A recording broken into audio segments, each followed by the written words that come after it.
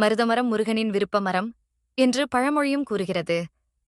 ஒரு அழகான சிறிய கிராமத்தின் எல்லையோரத்தில் ஒரு பழமையான முருகன் கோவில் இருந்தது. பெரிய கோவில் அல்ல, ஆனால் அந்த கிராம மக்களுக்கு மிகுந்த ஆன்மீக முக்கியத்துவம் வாய்ந்த இடம். இந்த கோவிலை ஒரே ஒரு பெண்தான் தினமும் சுத்தம் செய்து வழிபாடு செய்து வந்தாள். அவள் பெயர் மங்கையம்மாள்.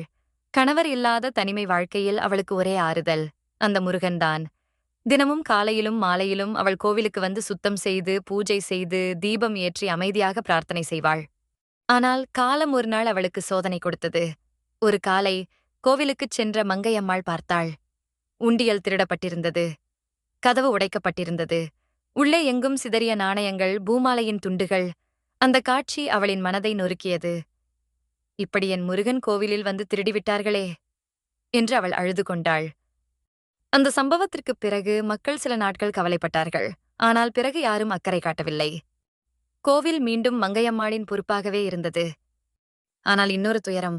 சில நாட்கள் கழித்து கோவிலில் உள்ள தண்ணீர் மோட்டரும் திருடப்பட்டது. அப்போது மங்கையம்மாள் மிகுந்த பயமடைந்தாள். இப்போ இங்கே யாரும் இல்ல, நான் மட்டும்தான் வர்றேன். ஒரு நாள் என்னை யாராவது தாக்கினா என்று மனதில் பயம் ஏற்பட்டது. அவள் சில நாட்கள் கோவிலுக்கு போகவில்லை. ஆனால் மனதில் ஓர் அமைதியின்மை. அவள் தூங்க முடியவில்லை.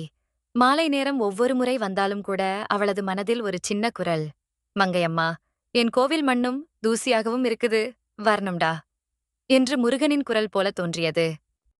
ஒரு நாள் அவள் மனம் முடிவு செய்தது. என்ன நடந்தாலும் பரவாயில்லை, நான் போய் சுத்தம் பண்ணுவேன். என் முருகன் கோவில் அழுக்காக இருக்கக்கூடாது. அந்த நாளில் காலையிலேயே மங்கையம்மாள் ஒரு குடம் தண்ணீர் மற்றும் ஒரு சிறிய தீபம் எடுத்துக்கொண்டு கோவிலுக்குப் புறப்பட்டாள். கோவிலுக்குச் சென்றபோது அந்த இடம் முழுவதும் பச்சை புல், உதிர்ந்த இலைகள், தூசு. ஆனால் அந்த இடத்திலிருந்த முருகனின் முகம் இன்னும் புன்னகைத்துக் கொண்டிருந்தது. அவள் கண்களில் கண்ணீர் வந்தது.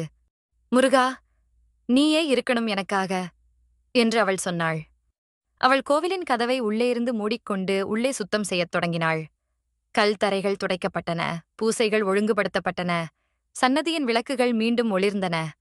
கோவில் உள்ளே ஒரு புதிய பிரகாசம் எழுந்தது போலிருந்தது. சுத்தம் முடிந்ததும் அவள் வெளியே சென்று சுத்தம் செய்ய நினைத்தாள். ஆனால் வெளியே யாரும் இல்லை. காற்று வீசும் சத்தம், பறவைகளின் குரல் தவிர வேறு எதுவும் இல்லை. அவள் சற்று தயங்கினாள். அவள் முருகனை நினைத்து தன் கைகளை இணைத்தாள். முருகா, நீயே ஒருவரை அனுப்பு. நான் வெளியே சுத்தம் செய்யணும். நான் தனியா இருக்க பயமா இருக்கு.